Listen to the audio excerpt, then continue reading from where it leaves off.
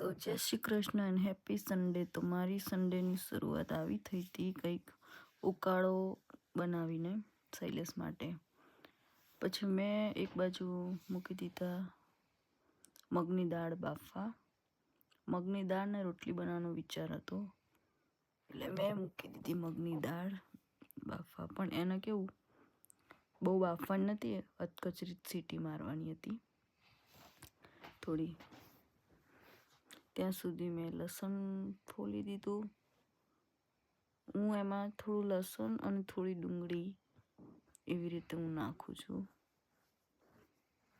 એક બાજુ સીટી વાગી જ જતી, પણ હું કેવું એક જ સીટી, એક દોઢ જેવી જ સીટી મારી. તો દોઢ સીટી તો ના મરાય, પણ મારું મગજ એવું કે દોઢ સીટી મારવી પડે.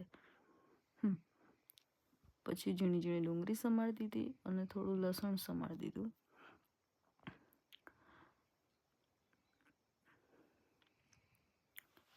હું થોડું નાખું, બધા નાખતા હોય ખબર નહીં, બધા એકલું કદાચ લસણ નાખતા હોય, પણ હું થોડી ડુંગળી એ નાખું. મને ગમે અંદર ડુંગળી નાખવી થોડી.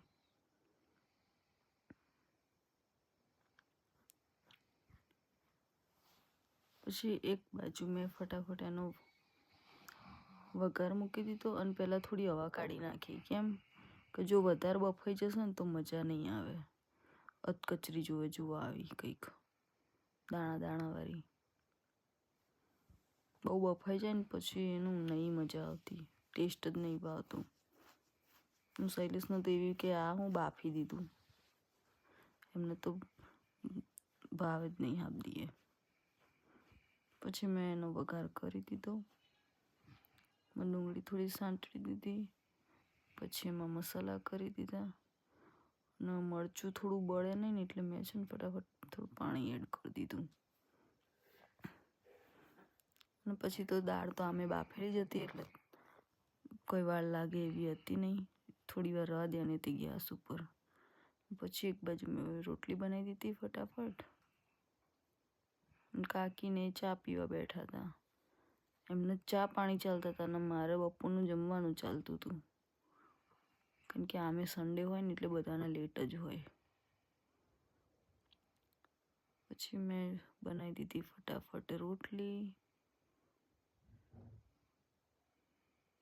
રોટલી બનાવતા કેટલી વાર, 2 જણની રોટલી બનાવવાની હોય